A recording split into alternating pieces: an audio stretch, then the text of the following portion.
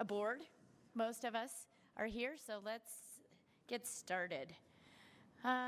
We will start today with general comments to the board. I don't have any. Anybody have any general comments? Nope. Okie doke. Public hearings, we don't have any. So we're on to business. First item of business is approval of the minutes from Tuesday, April 23rd, 2019. Anyone? Anyone? Madam Chair, I move to approve the minutes from our last RDA meeting. Thank you. I have a motion from Vice Chair, not Co-Chair, Vice Chair Chris Wharton, and a second from Board Member Mendenhall. All those in favor? Aye. Any opposed? Okie doke, those pass. Let's move on to number 2, which is guiding framework and project evaluation process. If Mr. Danny Walls and Court Utley would please come to the table. Huh? Oh, is it Utley?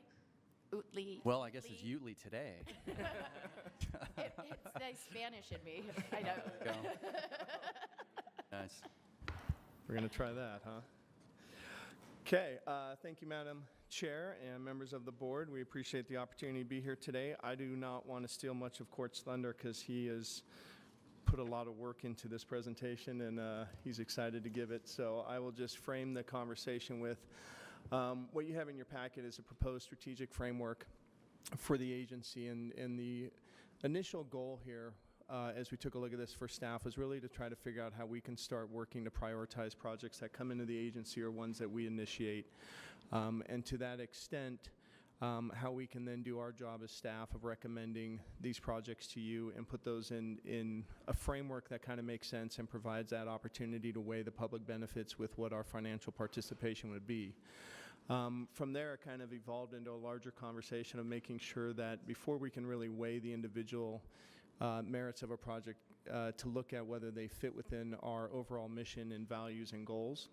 And so it kind of took us down this path of rethinking our entire approach and first and foremost updating a mission statement that is probably older than 20 years. And so having said that, Court and the rest of staff have put in a lot of work at taking a look at this and really being thoughtful in our approach of what we want to present to you and how we want to guide the agency going into the future. So I hope that's a good enough teeing up for you, Court, and it's all yours. Yeah, thank you.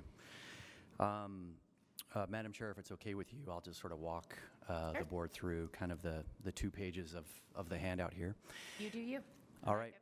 I should say that this was done through all the staff participated, but this was a working group with Amanda and Corinne and Tammy and Danny. We sort of put those ideas together. So with that, we didn't recreate the wheel here. It's a bit of an existential discussion. I realize, who we are, what we're all about, how not to get too Stephen R. Covey with you, but what are we prioritizing? And we have an old mission statement that we looked at. We looked at the Department of Economic Development strategic plan, which actually calls for the creation of a strategic framework. We looked at what some of the other communities are doing around the country, and as we thought through that, there were kind of 3 categories that emerged. One of them would be money and return, kind of the finance stuff, the people and having an impact on the community and quality of life, and then lastly, the built environment, like our neighborhoods. And so you'll hear us refer back to that a number of times today as we kind of walk through this. The framework that's projected up on the screen there, and I believe you have the handout as well, just to walk you through working from the top to the bottom there at a really high level, and then we'll flip the sheet over and go to each of those components in more detail. But it's really starting with an RDA mission, and as Danny mentioned, we have one and it's really old, and we had a list of 13 goals, which were also pretty dated, and we sort of felt like we needed to freshen that stuff up. And so we have a new mission statement that we've worked real hard on. We're going to review that with you today, and the values. And you can see with that Venn diagram there that it's really, again, we're going back to the economic growth, the community impact, and the neighborhood vibrancy. So the money, the people, and the place. Working our way down, we've identified what we're calling threshold requirements. So before we invest a lot of time, energy, your time as well on a project, we want to make sure we're hitting threshold requirements. And so we're going to dive into those, the 3 different types there. After we determine a project meets those, we've identified these things called livability benchmarks. And this is really would be a way for us to prioritize projects based on the number or the degree to which they create a public benefit. And so you'll see a list of 20 different livability benchmarks. And then we would get to the program criteria, which is a way of saying, you know, we have a loan program policy, we have a tax increment reimbursement program policy, and it would be a way for, and those policies identify an approval process. And so I think once we get to that point in the framework, there's a pretty clear outline of how we get to an approval. So with that overview, I'd like to go to page 2 and just kind of jump into that project evaluation process. We see this as kind of a everyday operational working document that we would pin up in our cubicle. We're hoping that it creates a vernacular that allows us to have a dialogue with all of you about these certain benchmarks and processes. We hope it's a way to communicate to the development community and our private sector partners what the expectations are when they're seeking RDA participation in a project, in order to be transparent with those expectations. So the mission, as I mentioned, we worked hard on, and because those words are important, I'd like to read it to you, if that's okay. Please do.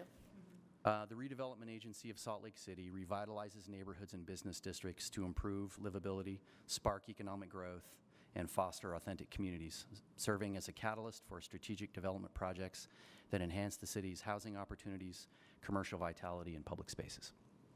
It's lovely. You like it? I do. Okay. Yeah, good work. It's, we wanted it short, we wanted it concise.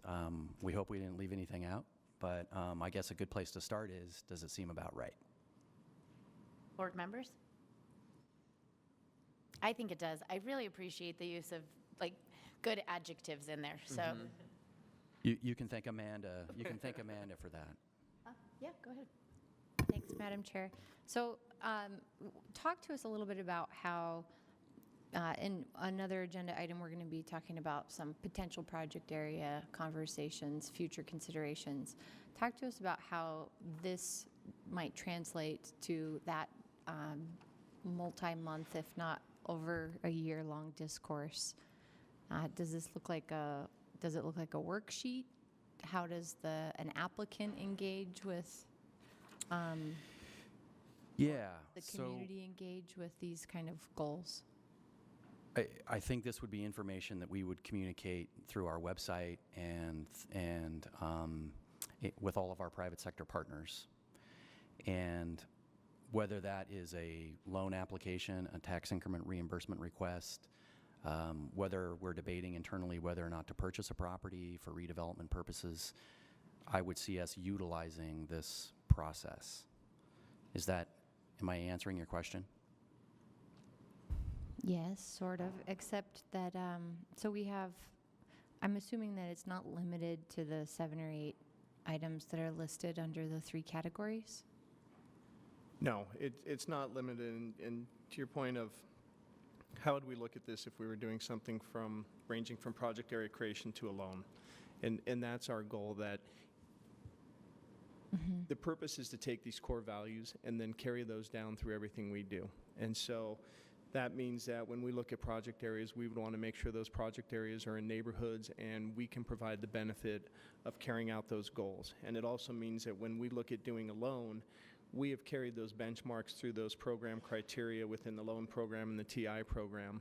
And then as we evaluate what level of participation we would have in that project and or what level of incentives we would provide, those benchmarks would become kind of almost boxes that we would check. And we would tie those to actual metrics within our incentives. And so whether that's the justification for buying a property or whether that's the justification of reducing the interest rate on a loan, our job as staff will be figuring out how to convey that message to you as well as the community and the developers.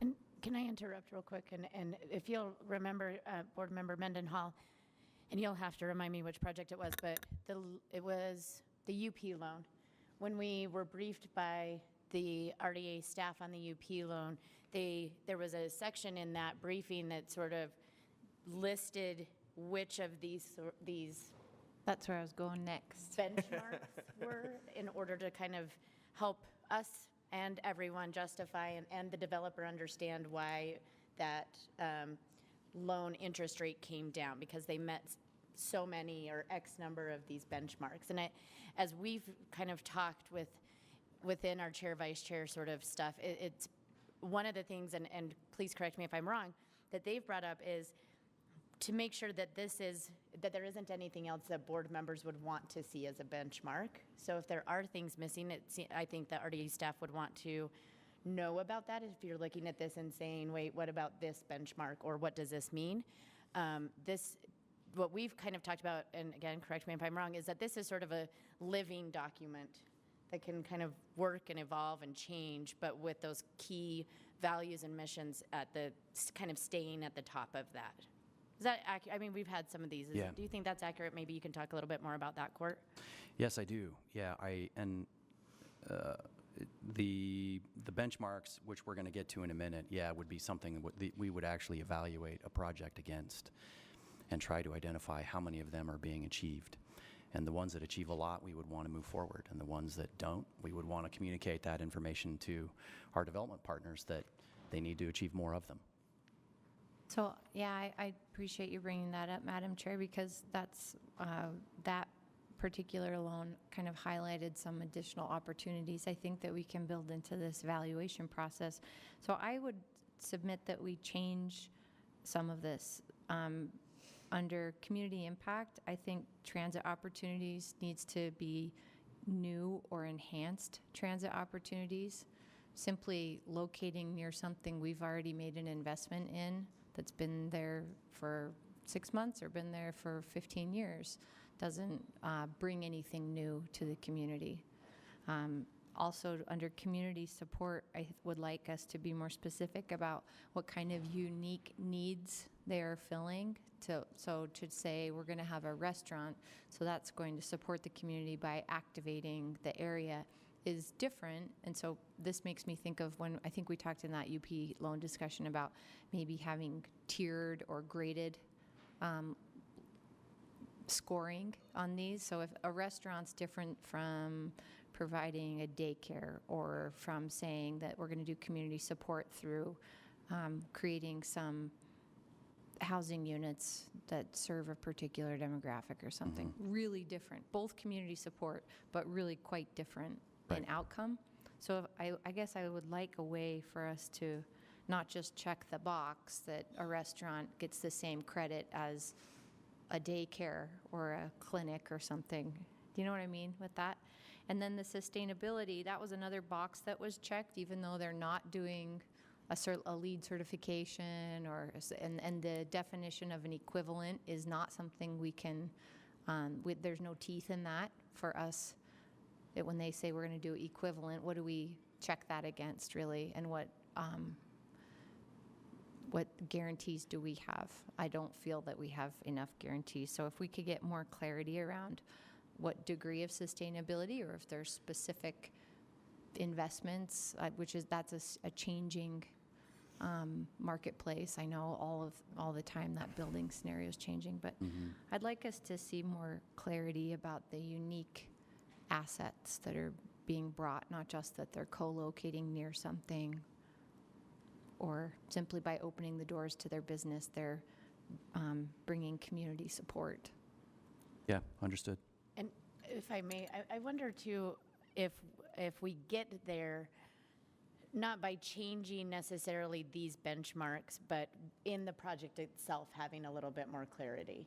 Well, I think that puts the burden on this body and I don't, from a policy perspective, we're sort of ever changing too. And I could be hit by a bus tomorrow, and I'm not sure that the community support and unique needs conversation would continue. So if it's possible for us to build it into the process that takes our interests or relativity out of it, that would, I think, give the community more clarity across time. Right, yeah.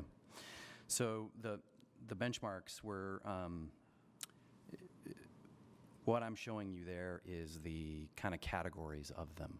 And what we would need to do is, if these look about right to you, we would need to go back and flesh out kind of the intent language behind each of them, and then what would be the actual metric that would trigger the yes or the no. And we're not there yet. I mean, what we wanted to do was check in with you on the process, check in with you on the different categories and topics to make sure they seemed about right. Madam Chair, one more. Could you check in with our sustainability department about the sustainability component and see if they might have some recommendations? I know they're working on buildings specifically in a bunch of ways. They might have some insights. Thank you. Okay, so where were we? Back on the values, I think. The values then, building on the mission, are really, again, categorized in these topics of the economic growth, the positive impact on the community, and the neighborhood vibrancy. And one of the things we were excited about there is the simplicity of that. You know, I think it's great to be able to say, well, what does the RDA do? Well, we foster economic growth, community impact, and neighborhood vibrancy. I think there's a simplicity to that that really adds some clarity to our work. The language there, I think, is important, and if it's okay with you, we ought to read those too. Under economic growth, we act as a responsible steward of public funds, taking a long-term view of investment, return, and property values. This is an acknowledgement that we're utilizing funding from our taxing entity partners, and there's a certain expectation in terms of an economic return. Under community impact, we prioritize projects and programs that demonstrate commitment to improving equity and quality of life for residents and businesses in Salt Lake City. This is not entirely about the money. This is about people, and it's about improving the quality of life for them. And then lastly, we cultivate distinct and livable built environments that are contextually sensitive, resilient, connected, and sustainable. So this is an acknowledgement that we want the RDA's projects to be better than what is typically found in the private marketplace. And the reasoning there is if public money is utilized, it ought to be better. And what we're trying to do is create a legacy of built projects that we can look at in 10 years, 20 years, and 50 years and say, I'm glad the RDA did that. It's still doing what we intended it to do. From there, I think with that foundation and shared understanding of a clear mission and values, we would get into this pretty simple three-step process, which is really, does a project meet our threshold requirements? To what degree does a project achieve livability benchmarks and public benefits? And then lastly, let's apply our policy and our program criteria to the application. So we see the threshold requirements being those three things that are listed there. Does a project align with the adopted city's policies and plans? That would be the downtown master plan, the transit master plan, any of those things. We see ourselves as implementers of those plans as opposed to doing projects that contradict them. Secondly, the project area work plans would be a new document that we would create for each project area. And what we're proposing there is something simple. I think it could be a one-pager for each project area that simply identified, here's our key project area objectives for that given project area. Here's a handful of projects that implement those objectives, and there is a budget and a time frame associated with each of them. And I think these work plans would have a kind of 1 to 3 year lifespan. And would acknowledge kind of these nuanced differences between what we're trying to do in North Temple versus what we're trying to do in the Central Business District versus what we're trying to do in the Granary, for example. And then lastly, a threshold is the financial viability. We need projects to demonstrate a reasonable need for public assistance. And I think even if we just look back on some of the actions that this board has taken over the last 3 to 6 months, we can sort of see the spectrum of that need. And I think that's something that in many ways we're doing well through the rigor that's introduced in our process through the Finance Committee, but it's something we want to continue to emphasize.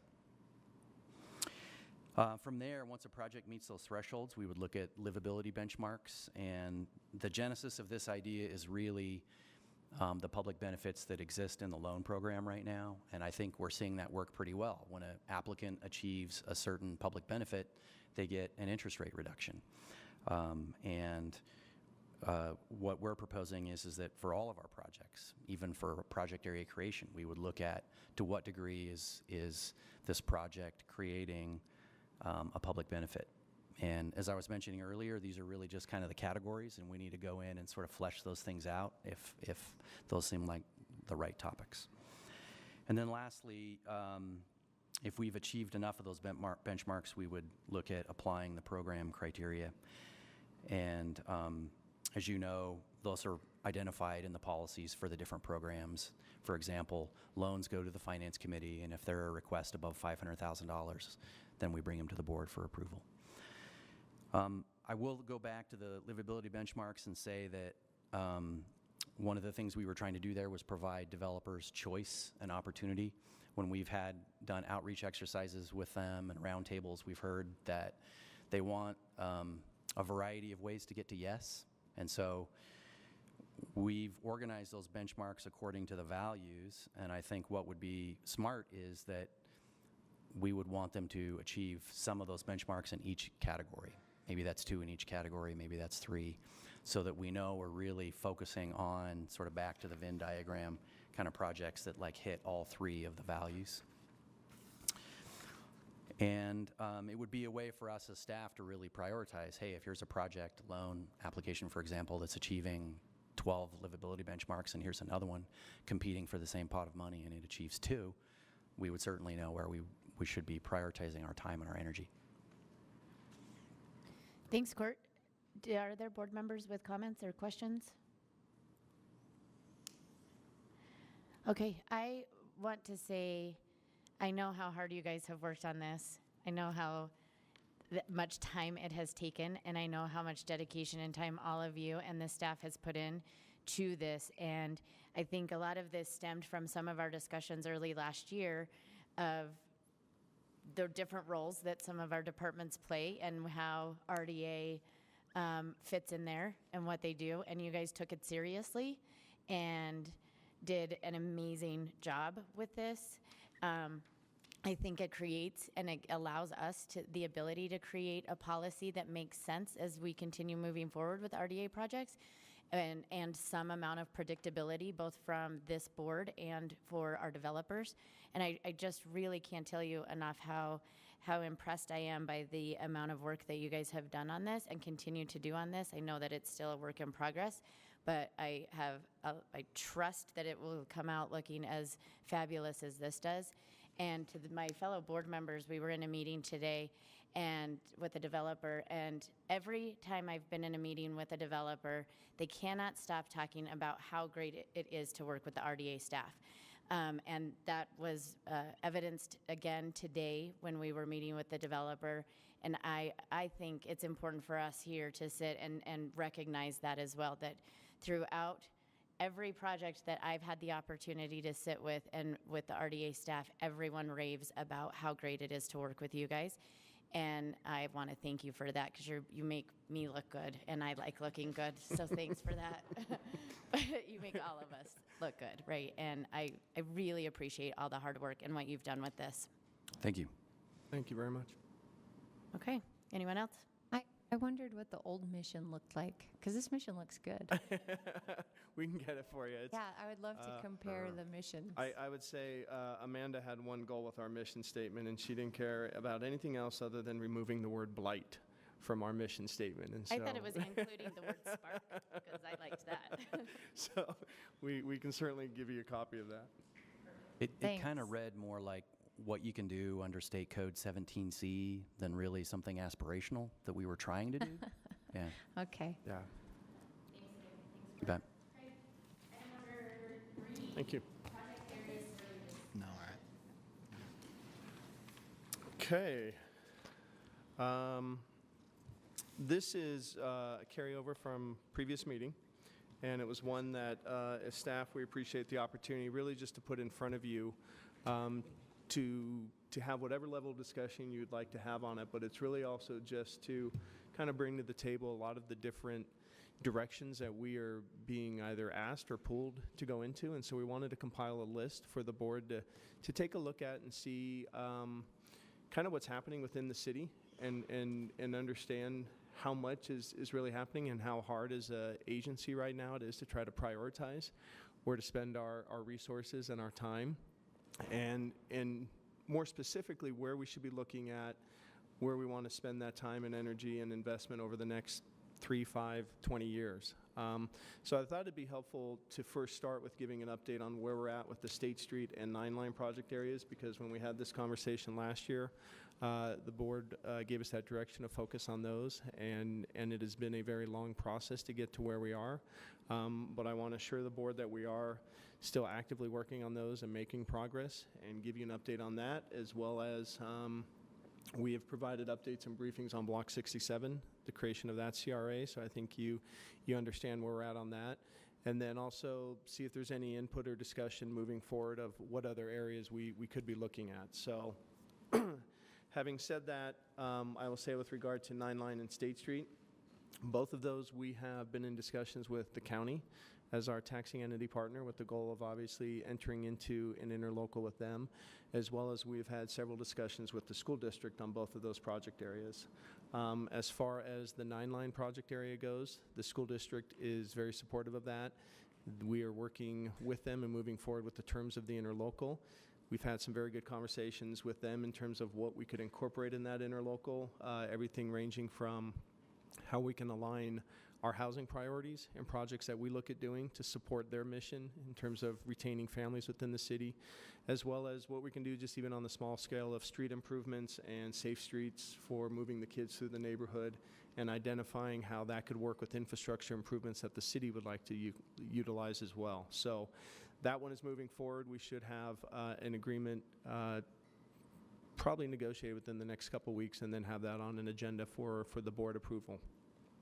For the State Street project area, the school district is very supportive of what we're trying to do in the State Street project area. They absolutely understand the importance and recognize revitalizing the State Street corridor. They do, however, have some concerns with the size of State Street. And when I say size, I don't necessarily mean the total acreage, because it's very similar to where we're at with the 9-line. As much as the expansion of the State Street project area west towards 300 West and the freeway in the industrial area, they don't necessarily see how that benefits their mission in terms of the school district and families and housing. And so we appreciated that feedback we received from them. We asked that we could return to them with some options of how we may either refine the State Street project area and or the terms by which we can enter into an agreement with them, excuse me. And so that is what we're working on right now, is kind of putting those options down on paper so that we can sit back down with them and see if we can have a extended conversation on how we can address their goals, while also trying to make sure that we're not necessarily changing our direction, what our focus is of what we want to see as a city. And I think that may just be one of those where our priorities are a city are a little bit different than a school district, and we just got to try to find a way to make those work together and still maximize our options for that project area. So we're working on that. So that one is kind of slowed down a little bit. We initially were trying to run these both together, and that one's kind of got a little bit of a delay that Suze is working on right now. As far as Block 67, I think we had an update with the board a couple months ago. We're in the final negotiations with the county in terms of that interlocal and how that would be structured with the developer. So that's still moving forward, and we have a meeting next week to kind of hopefully finalize all that with the developer and the county and get to where everyone's on the same page and we can move into the drafting document stage of that. So What about the school district for them? the school district, we have met with them on that. They have indicated that they do not necessarily know if that meets their goals and priorities for a new project area, and they are having their internal meetings to discuss that. We have a meeting scheduled with them to follow up on that, I think in June. They've asked to do that after the end of the school year. And so we will have that follow-up, and we will be sitting down with them in the county to see where everyone is at on that page. So Okey doke. that ball is in their court right now. So we will follow up with them and try to get them some more information to help explain our priorities for that project area. So that's where we're at with the ones we're working on now. Are there any questions on that or concerns? Not for me. Okay.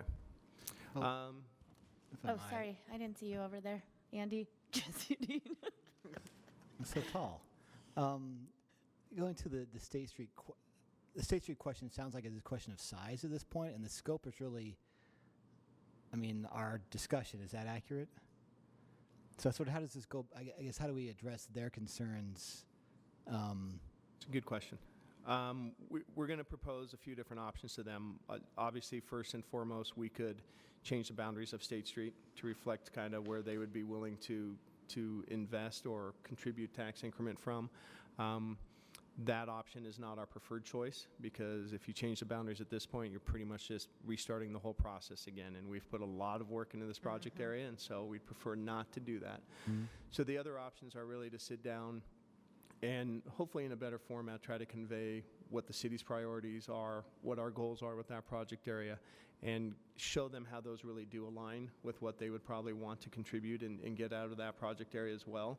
That's our preference, is that we can kind of show that we're all trying to accomplish the same things, and even though we may be doing it differently, that there is some benefits for them to participate in that larger area.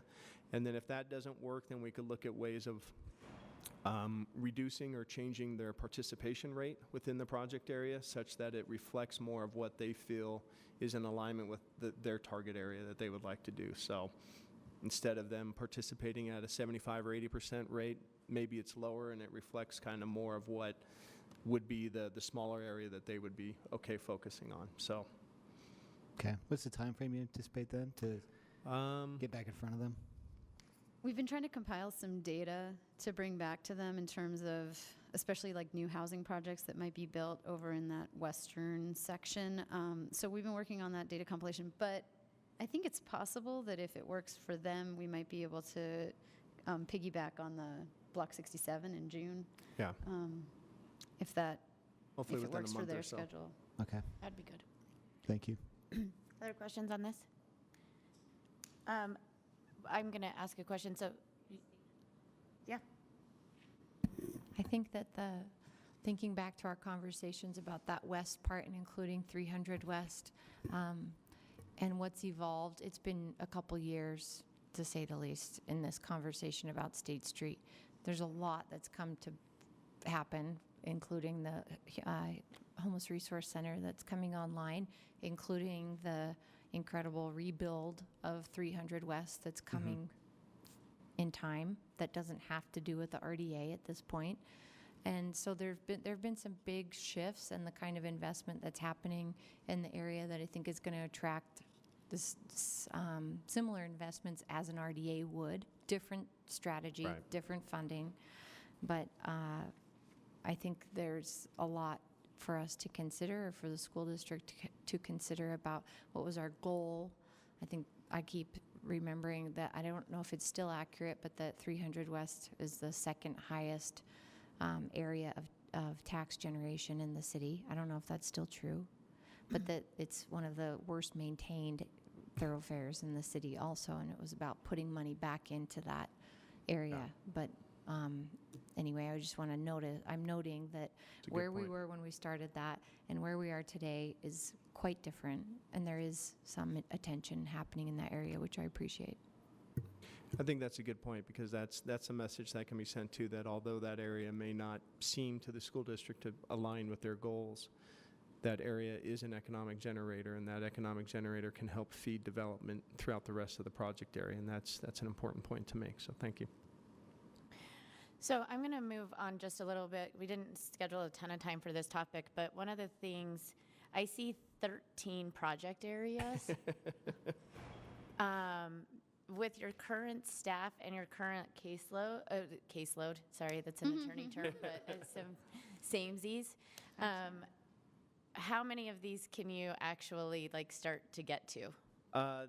That's a good question, because we've kind of delayed that conversation on personnel until the newer project areas came online, because we figured that those would increase caseload. But I think given where we're getting interest with developers right now, I think it'd be short-sighted for us not to be looking at a few additional project areas and starting that process of seeing to what extent we'd want to at least begin the survey work, look at creating the projects, work with you as the board of where you want those priorities to be and what those project areas may be. Can you tell us which of these project areas you've had people come with some interest in? I think your 3 to 4 highest priorities would probably be number one, Research Park, because we have been engaged in conversations with the University of Utah of how their master plan and how they want to redevelop Research Park and how we could play a vital role in seeing that develop. And not only just see it develop for the sake of a research park, but really what those opportunities would create throughout the rest of the city in terms of job advancement and incubator space and being able to create uses within Research Park that can bleed over to other areas of the city. So that'd be one that we have a lot of interest from the university of participating in. Granary, as we've talked about as a city and as other departments, with regard to the fleet block. Taking a look at what we may or may not want to do in the Granary area. Do we want to re-up that project area? Do we want to create a new one? Does that project area revolve around transit opportunities coming through that area? Is that our role? So I would probably blend both Granary and the 400 West and 400 South conversations into one, just to start that looking at of what we want that priority to be. And then probably also Grand Boulevards. There's been a lot of property being acquired along the 500 and 600 South corridor. We've had a lot of developers and current property owners reach out to us of why hasn't the city done anything with this? This has been on the radar for years. And so we've had a lot more interest in that area as well. And so I think those would probably be the 3 to 4 highest priorities that I think right now, given our current staff, we could start looking at. And then as we move forward with staffing levels, determine what our priorities are and how those might look. And I know we're talking about the RDA budget next week. Next week? Next week. Yep. But as a sneak preview, are you asking for more staff in that proposal? Yes. How many? Spoiler alert, yes. We are asking for 2 additional project managers, one project manager, 1 coordinator, and then 1 position that we're calling kind of a special project assistant, which could be everything from research and data collection to support of the project management team. So more of like an entry level. Cool. And are you fully staffed to your current org chart? We are just about to make an offer to someone that would put us at fully staffed. I so hope they're tuned in and watching this. We're hoping to fill 1 last position, and we're almost there. So yes. And what is that position? That's a project manager position. Okay. So. That seems like what you're down on, but I just wanted to check. Thank you. Maybe they shouldn't Don't. be watching. Then they Yeah. have to be like, I have to deal with that board? No. Cool. Yeah. Any other questions from the board? I have one, Madam Chair. Danny, my question for you is, when you look at the map with all of these potential project areas, I mean, we're basically blanketing the entire city, right? So is that something that we can discuss and looking at, do we really need boundaries, or do we create project areas over the entire city? That I always like to tell the joke that I love playing the game Risk, and if this was a Risk board, I'm winning. But yeah, that is actually a conversation that that has happened for several years as agencies have kind of looked to struggle and how they can exist.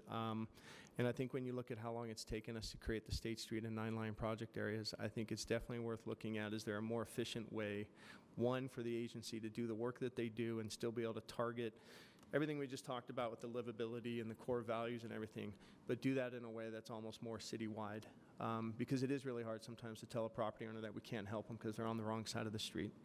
Or it's really hard to sit here and take a look at our personnel and think about how much time we dedicate just to creating project areas and not actually being able to spend as much time going out and doing the work. So I will tell you that is under consideration. I will tell you that is something that we're kind of looking at. Are there different models that we can create?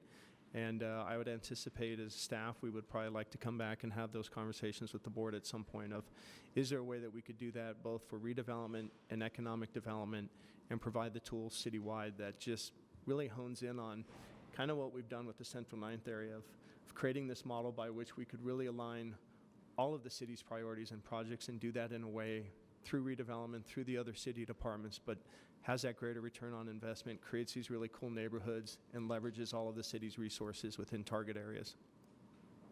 Cool. Anyone else?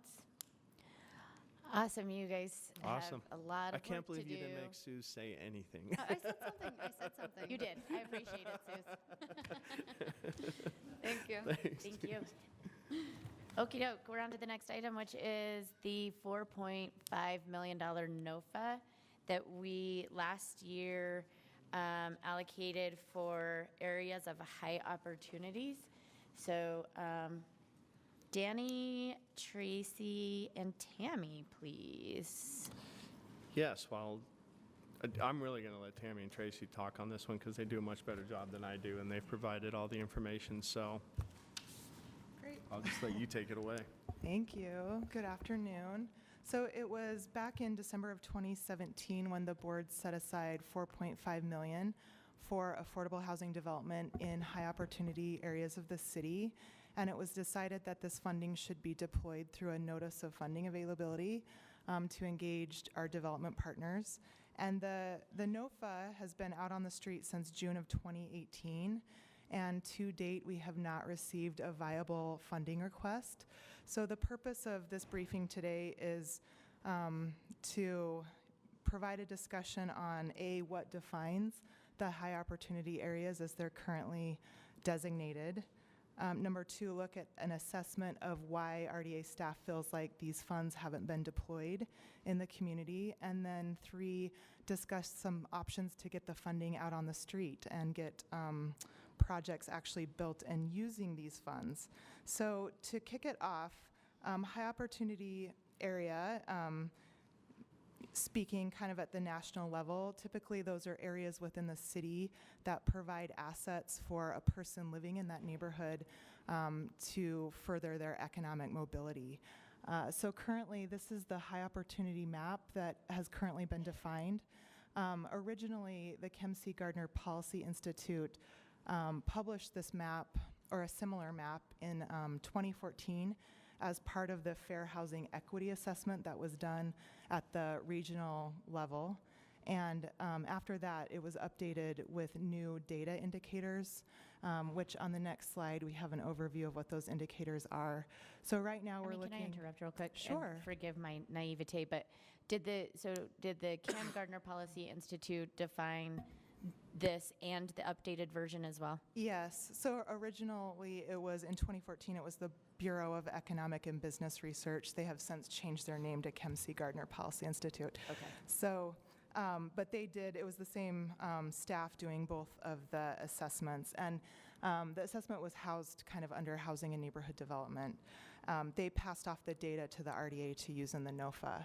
So currently, the current map is defined off this set of variables, and these variables focus heavily on household income, housing stability in terms of cost burden households, adult educational attainment, and labor market engagement. I'm going to interrupt again, sorry. Sure.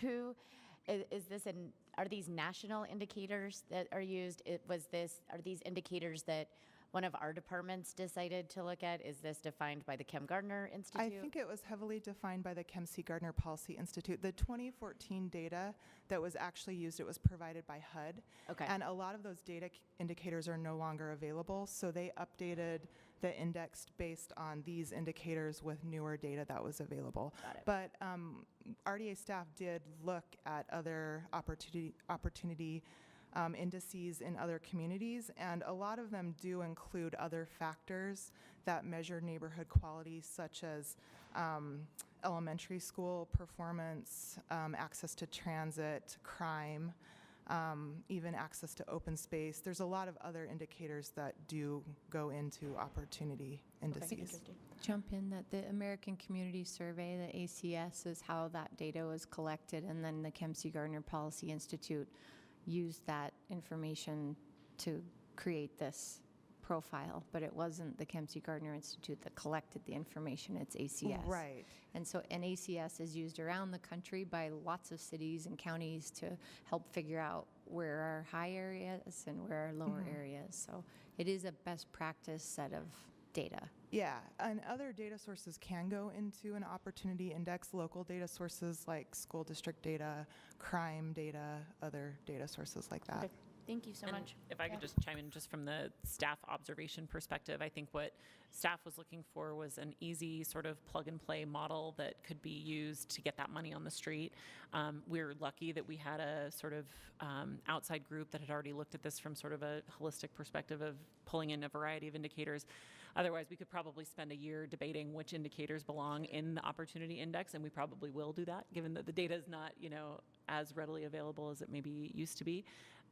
but that it was a sort of starting point and not necessarily the solution, because really you could pull any of those indicators and Yeah. they all have pros and cons. But And our intent isn't to really critique the indicators. We just wanted to include them just so there's a baseline understanding as to what is defining the current opportunity areas. No, I appreciate that.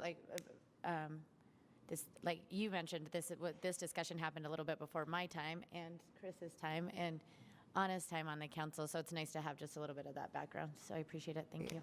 And so next, I'm going to turn it over to Tracy, and she's going to discuss kind of some barriers that we feel are preventing the funds from being used. So in trying to understand why developers have not been accessing the high opportunity funding, we analyzed potential limitations on developing affordable housing within these high opportunity areas. So we identified 4 factors. So the first one is land use. So everything in the hatched green is everything within that high opportunity area. And everything in pink is actually the zones that would allow multifamily to be developed. It's only about 10% of the land. And then when you look into that a little further, the average parcel size for the area in pink is 0.15 acres. So pretty small parcels, which makes it pretty difficult to assemble an affordable housing project once you factor in kind of density limitations as well as parking requirements. In addition to that, with the nature of the market that we're in, the high land costs is a significant barrier to affordable housing. So when you couple that with the small parcel size, and it limits the ability to offset any of these costs. So that increases the overall gap to build affordable housing. And one other factor, so within about 23% of the land is within a local historic district. So these neighborhoods are already pretty well established and they're built out, and they also have additional protections, so it does limit the ability to demo and to assemble land and whatnot. So that's just kind of 4 factors that we've identified, and then they're listed here and also in your packet. But I'll turn it back to Tammy to discuss some of the options we have moving forward.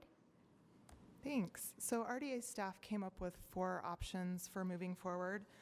The first one is kind of business as usual and just keep the NOFA out as is for a longer period of time.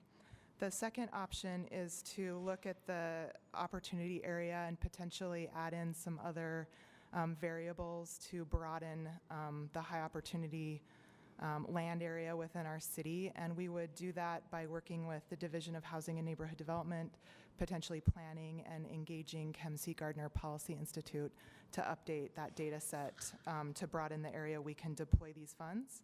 The third option is to acquire property. The RDA go out and look for property to purchase property and then issue an RFQ or RFP process to engage a developer in developing the property. The fourth option we came up with is to use part or all of the funding to further incentivize a higher level of affordability in the Sugarmont Plaza redevelopment project, which actually Sugarmont Plaza isn't in a high opportunity area as they're currently defined, but it's within a close proximity. So that site's already been identified for affordable housing, but we could use the funds to either increase the number of units or lower the AMI of units within that project. One other update that happened since we transmitted the packet, we presented this briefing to the Redevelopment Advisory Committee, and there was quite a lengthy, robust discussion about what to do next, and ultimately they recommended keeping the high opportunity NOFA out as it is now, while we are working with KEMC Gardner Policy Institute and other divisions and departments to update the variables and potentially broaden the map. But keep those funds out with the broadened high opportunity area map for a limited amount of time, and if they're still not deployed, then relook at putting the funds either into Sugarmont Plaza or another RDA property that fits the high opportunity criteria. I have a couple of questions. Is there an advantage for developers to go through an RFQ, RFP process rather than just apply for the NOFA? I mean, if one of the options is for us to buy the land, but then go through an RFP, RFQ, how is that going to increase our chances of getting that money out there? Is it better, easier for developers? I don't understand. Teach me. Well, I guess I would, Danny can correct me if I'm wrong, but I think if we went out and purchased a site and issue it an RFQ, RFP, the due diligence of acquiring the property, ensuring that the zoning's in place, all of the other due diligence that has to happen would be a burden on RDA staff. And under that scenario, there could potentially be room for further financial participation from the RDA. So we'd purchase the land, there could be a land write-down, there could potentially be a loan that would come into play. Yeah, you're essentially doing the due diligence for the developer and doing all the legwork for them. Okay. That's the advantage. And then could a potential developer apply for this $4.5 million NOFA and funds from the $5 million NOFA that we approved in the budget amendment number 4? Mm-hmm. Okay. Other questions about this? I just have a question. I wasn't clear about extending the period of time. Tell me, I didn't hear that last part. Yeah, that was the Redevelopment Advisory Committee's recommendation. They recommended keeping the NOFA, the high opportunity NOFA out on the street as it is now while we're engaging in a conversation to broaden the area based on additional indicators. And then, but put a time limit on that. So I don't know if that's 6 months or a year. If the funds still aren't used, then deploy the funds in Sugarmont Plaza or another RDA project that meets the criteria. I would be okay with that, an extension. Board Member Mendenhall? Thank you. Thank you for doing this and evaluating. And I want to talk through one of the parts in the challenges section under land use. Actually, no, I'm sorry, it wasn't under the land use one. It's that I think it was under the one applicant that didn't end up coming to fruition, that it's I think that was under not cost effective to develop, Mhm. basically. And that's exactly the problem that we were trying to address here. And so I wondered if there was maybe in the advisory committee discussion, or if among staff you've thought about if maybe we need to approach our criteria for what constitutes our participation, if we need to look at that differently, when the fact is, like, this is exactly the problem we're trying to solve, is for super expensive properties compared to other lower income areas of the city. But we're using that same criteria to say, shoot, this project doesn't pencil. Well, yeah, I mean, that's like, you see what I'm saying? Right. It's like a revolving door. The project doesn't pencil, and that's why we're doing this. So did you guys talk about maybe adjusting our criteria for the use of these funds in terms of our participation? Like the terms of the funding to further incentivize? The NOFA funds already have pretty favorable terms attached to them. We've defined them as soft loans that only are repaid through cash flow, a relatively low interest rate. I think we'll go up to a 35-year term. So that particular project, the site was 0.19 acres. So there were a limited number of units on the site, a high land cost. The developer modeled it with 4% tax credits and all of the NOFA funding, and it still didn't pencil even with the favorable terms as they were presented. It didn't pencil for the developer or for the RDA? For the developer. Okay. Because I wasn't sure if it was our percentage of contribution to the total project, or if it's just the project itself. It wasn't that we turned them down or told them no. No. They couldn't make the project work for their criteria. So they actually didn't move forward with acquiring the property at all. Okay. And I guess I'll mention that if we get to a point where we're talking about changing the criteria or the opportunities associated with this fund, I'm I appreciate that these are small properties, and I'm wondering about the conversations we've had around how do we increase single-family affordability across the city. And maybe there's a conversation that we could have as the RDA with hand about creating some of those smaller property opportunities out of these dollars, not necessarily a big apartment complex that has more affordability to it. I wondered also about our building or our property inventory as a city, and this is just rhetorical at this point, but how does our property ownership as a city, even tiny bits of property, but developable, is there any of it that falls within this area where we could provide that kind of information to the development community to say, maybe there's some creative ways for us to use this NOFA in addition to uniting an adjacent, currently privately owned property with a city-owned property to increase the acreage opportunity. And then finally, I'm in favor of the recommendation from the advisory committee, and which is to continue the funding for now while working with Kempsey Gardner. But I'd like to add that we ask HAND to come back to us with some answers about how this 4.5 or some other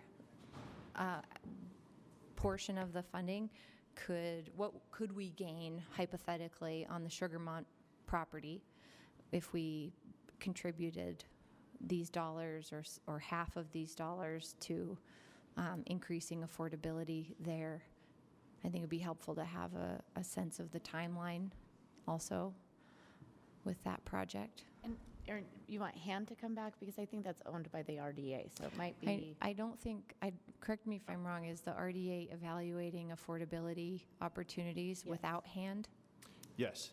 I mean, that's our property. That's our goal, is to put that out there. So we can return with that analysis and kind of what we could do with or without this $4.5 million in that, if you like. We do engage HAND in those discussions.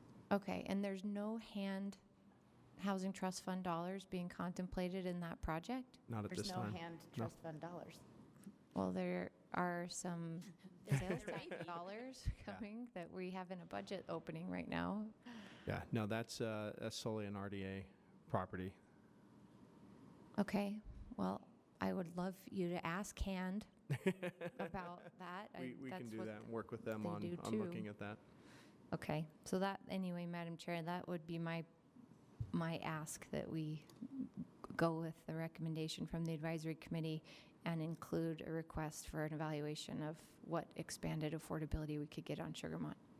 And Madam Chair, just to piggyback off of what Erin said, also, what about current projects that are in the pipeline? Isn't that something that we could approach developers on to see if they would like to have some free money for affordability? And I think that's something that we could look into. Nothing's ever free. Free money? What's that? Free-ish. Do you have information on what the Sugarmont property would be at on the index right now? Like a 5 or below 5? I think that was in the moderate. Like 4 to 6, somewhere in there? Yeah. So if we reran the numbers and looked at the city, say 5 and above criteria, how much does that change? Do you have a sense of that? Have you done those? We do have that on a map, and that was another approach we considered, just adding the next tier lower, which is the moderate opportunity areas, and that would get, it still zigzags around a bit, but down a little bit more around 9th East. It picks up. So if we were to if the Kim Gardner Institute were to rerun it, we're thinking about just the existing criteria and maybe opening and broadening it like you just said, or are we looking at them reevaluating the city based on differences between now and when this was done a couple of years ago and seeing if there's significant changes that would alter it? Is that, give me a sense of what we're thinking here. The Kempsey Gardner just updated it. I think it was a little over a year ago. Yeah, so it's pretty recent. Yeah. So I don't know if rerunning it would do much, but we could broaden and include the moderate opportunity area. We didn't initially do that because our instruction was to focus Yeah. it to the high opportunity areas. I think, Madam Chair, from my view, looking at the map, if we think about where in the city this is feasible to get bang for the buck, Sugar House and downtown are what we're talking about. We're not going to find parcels anywhere else. Sugar House, we're talking about, is surrounded by the areas of high to very high opportunity. I mean, essentially, surrounded. It fulfills, in my view, the intention of this in a lot of ways. I would personally support looking at Sugarmont. I say that because I'm okay opening up to another round of options. I'm not excluding anything, but 4.5 million could do a serious dent in volume and the depth of affordability, which two things you can get there based on the zoning and the size of the parcel. We could look at other single-family residences, and I get that niche we still are looking at in the city, but I would be in favor today, frankly, of pursuing Sugarmont and seeing what we could accomplish there, because this is pretty rare to have the zoning set for a pretty high and dense building. We have the land already. We have money that can contribute. I mean, it could be some interesting development there if we wanted to do that. So I'd be in favor of that, Madam Chair, personally. Okay. If I may, I would say I agree with what you're saying. I think we're probably a couple months out on Sugarmont regardless, just in terms of finalizing our fit studies, taking that through the community process. And so I think Sugarmont's a great fallback position, and I don't think there's any harm in continuing to do what we're doing right now with offering the NOFA. And I actually think looking at the criteria, whether we use it for this $4.5 million or for next tranche, I think it really is valuable to kind of figure out what we want those criteria to be moving forward. So regardless, we're not ready to move on Sugarmont today, even if we had the money. We're talking about months, and therefore it doesn't hurt us. And if I can interrupt in that just real quick, I agree with moving forward eventually with Sugarmont, but right now there's a business there and it's doing well, and then I don't have more development in my district that my residents could stand not having another crane for just right now, right? But I agree with you. I think that we need to, the goal, I think, of this NOFA and of having it as a high opportunity area was to say, let's get affordability out of just the west side and where we're generally just keeping it and put it over in other areas, right? But I think you're right. What we're looking at is that essentially means downtown and Sugar House. It really does, right? But yet we've created these restrictions such that something like the DI wouldn't even match that area. Technically, if it was a privately owned piece of parcel, they wouldn't be allowed to apply for this NOFA because they wouldn't be in the area. Even though it's right, it still reaches that goal for which we're trying to do this, right? So I think that, question. And we can, I would be looking for a straw poll so that we can give some direction to the staff of how to go forward. But before I ask for a straw poll, let's say that it sounds like there's a couple of people on the board that would be interested in following RAC's recommendation. With some caveats, right? Would you want or need to know those caveats before we just kept it out there? Does that make sense? It sounds like Aaron wants to know a little bit more, and we're kind of like, would we need to change anything, do you feel? Or just kind of keep it the same? And I'm saying that to both you and members here. If we were to follow RAC's recommendation, is there anything regarding the actual NOFA that we would want to change right now? Like before, just to clarify, before we update the indicators, just keep it out as is? Yeah. I don't think so. No, I don't think so. And I think Board Member Mendenhall, to your point, obviously we put the NOFA out there. We have the criteria and we have the terms, but we always have the language also that anything can be waived by the board.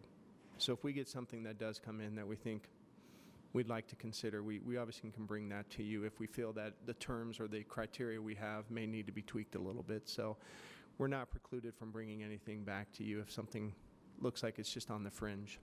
So to that point, I don't think we would need to change anything right now that would allow us to continue to offer it, have opportunities come in while at the same time look to define those indicators a little bit differently.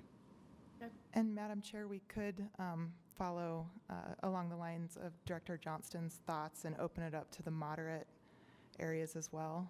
Right now, that's an option as well. I have another question. How are you guys going to advertise these NOFA funds until we decide what happens to those Tammy's funds? agreed to put magnetic signs on her car. We, just a quick overview on the advertising. We did do an extensive advertising campaign. We had a banner up on Building Salt Lake for several months. We did email blasts to developers. We had it out on social media. So we would do that again. The areas of medium opportunity, do we have a map of that? Not with us, but we do have that map. It encompasses Sugar House. It jogs down. How do you define Sugar House? Well, it's by census tract, and it zigzags around, but it kind of goes down to around 9th East generally and picks up part of downtown. Yeah, I'm not ready to do that today until we can look at that map and see what that means. Okay. I get that Sugarmont is it seems like it makes sense, but then to say, then whatever area that's in, let's do it citywide, because I'm not sure that it makes sense across the map, across the whole board. So do you need a straw poll? I do. I'll make a straw poll that we approve the advisory board's recommendation to preserve the NOFA. Let me see what it says. Continue to offer the high opportunity NOFA while pursuing conversations with the Kem Gardner Policy Institute about indicators and exploring affordability opportunities with all or partial investment in the Sugarmont property. Everybody understand that straw poll? I have a question. No, Okay. because we talk about sugar. When they said what we can do with the money that we'll have left over if nobody uses it, we could look at Sugarmont or other places or other RDA areas. So are we voting on just Sugarmont, or are we voting so that I think I'm that just drawballing? So the straw poll, I think, is just to approve the RAC. I think there's, so if I may, and correct me if I'm wrong, Aaron, but it almost has like two parts of it. One is to approve RAC's recommendation to continue the NOFA, and kind of the other is to look at updating the indicators for what is a high opportunity area, and also look at affordability in Sugarmont. Is that accurate? That's Kind of accurate, a yeah. three-part almost straw poll. Okay. So it's not really doing anything with the money but keeping it in the NOFA, but it's looking at that affordability in Sugarmont. Okay. Thanks. Does everybody understand the straw poll? All those in favor? Thumbs up or down. I have 1, 2, 3, 4, 5, 6 thumbs up. Okay. And James is absent. Does that give some direction there? And then we can put this on a future agenda item, like later in the year when we're not doing budgets. Does that sound good for the board? Everyone? Excellent.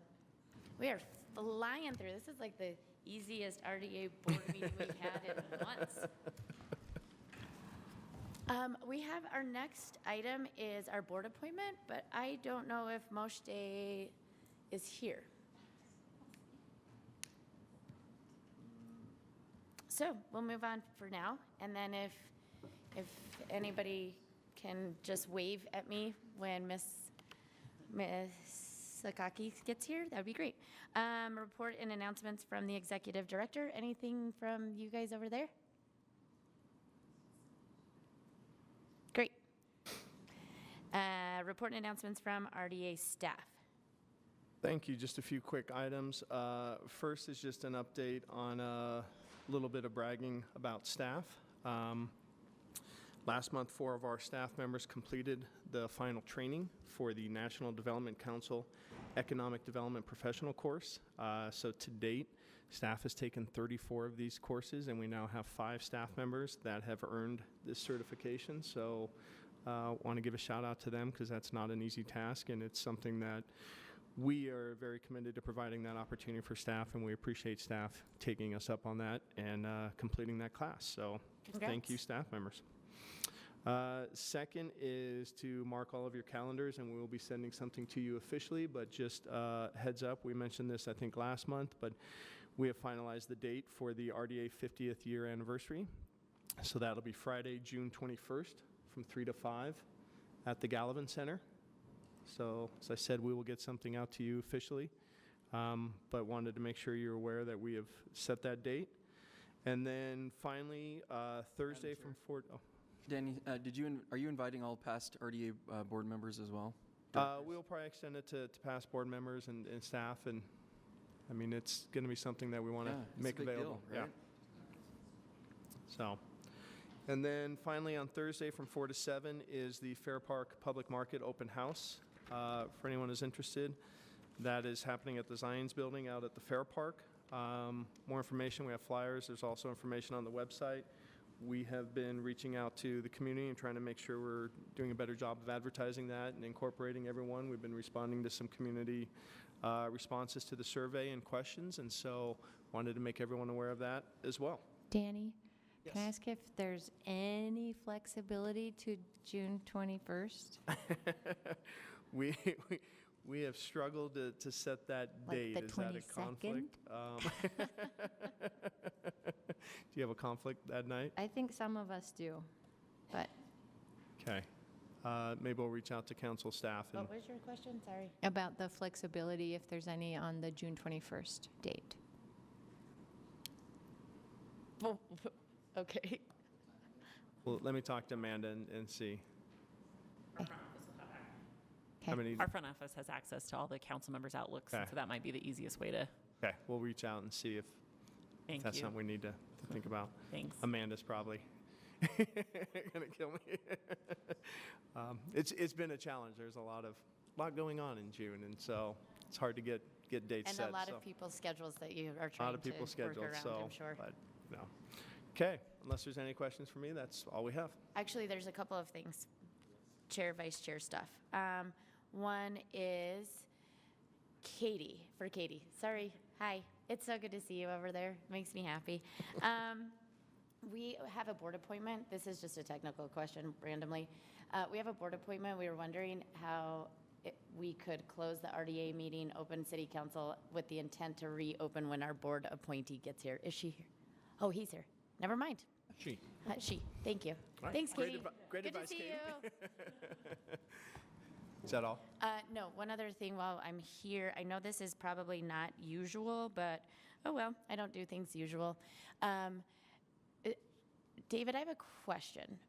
Was wondering about the Rocky Mountain Power Working Groups, and I know that you were going to be the person that is the lead on that, and I'm just wondering if we had a date or anything. It keeps popping up in my head, and if I don't get it out loud, then I'll forget about it again, and then it'll pop up at like 2 in the morning, and then it's a whole thing, and so if I just ask now, it's better. So the email that we received from council staff indicated that we would not be trying to get the group together until after the budget process. Okay. And so I responded to council staff that we incorporated their item. Reached out to RDA and community neighbors that have names and reaching out to public notice, making they should be part of that as well. And then I will be providing the names to council staff. My understanding is that council staff is recommending we not try to get together until after the budget process. That makes a lot of sense, and that's perfect. Yeah, no, that's perfect. I appreciate that. I just, like I said, it keeps popping up in my head at 2 in the morning, and I wanted to get it out. So, yeah, and just because you weren't on the mic, understanding is that you've reached out to RDA, UTA, and council staff, and we'll kind of regroup and get a meeting going with the working group, which is me, Andrew, and Aaron. Is that right? For that working group? I can't remember either, but after the budget is done. Oh, public utilities, thank you. Okay, awesome, thank you. And then, that's everything for you, Thank you Danny, I very much. appreciate it. And we do have a board appointment, Ms. Moshe Sakaki, hi. Thank you, I've been practicing. Could I take any seat? Yes, please. Here. Hi. Hi, Ms. Akaki, if you wouldn't mind just giving us your name and tell us a little bit about why you're interested in being on the Redevelopment Advisory Committee. Sure. My name is Mojde Sakaki, and Mojde means good news, by the way. I have been living in Utah for the past 24 years, coming from the East Coast. I work downtown, actually across the street from 4th South, and I have seen the change and the growth, challenges, and everything else that comes with it the past 24 years. And I believe in public service. I like to be involved. I get a lot of our students involved. I am, by the way, the director for Interior Design and Fashion program at Salt Lake Community College. I created those two programs 20 years ago, and they're thriving programs. So we help a lot of the businesses and the community with their space planning, designs, and sustainability, and which is a huge passion of mine. And so I would like, I often have a voice, and it's nice to know what I'm talking about as well, and try to bring in a solution sometimes. And in the past few days, I have been copying pages and pages, and gosh, there's so much to learn. I started to read the vision for downtown, which is a packet this big, and it's wonderful. I would love to be a part of it. I am extremely busy. I'm always involved in so many different things, but if you can have me, I would love to be a part of that. Well, Ms. Akaki, I think it's excellent news that you have offered to join the redevelopment agency or committee, excuse me. Is there anything anyone else would like to say? Yes, thank you very much. And if you just want to take a seat right there, then we have a consent agenda next, and so it will be done and done. Okay, wonderful. Excellent. Thank you. So Great our to meet next you. item, thank you. Our next item is our consent agenda. I'm looking for a motion. Second. I have a motion by Board Member Luke, a second by Board Member, Johnston. not Johnston. Which one? Which one is I it? don't know who said, I don't remember who said it, Johnston. Who's who? I know who you guys are, weirdos. I think it was Board Member Rogers. And any discussion on this? All those in favor? Aye. Any opposed? There we go. Welcome. And I think that's it. RDA's done for today. See you next week. Oh, Okay, and as far as the work session for the council, it has been agended for. Okay, perfect. So let's take a 10-minute break and come back at 3:50 or 3:35.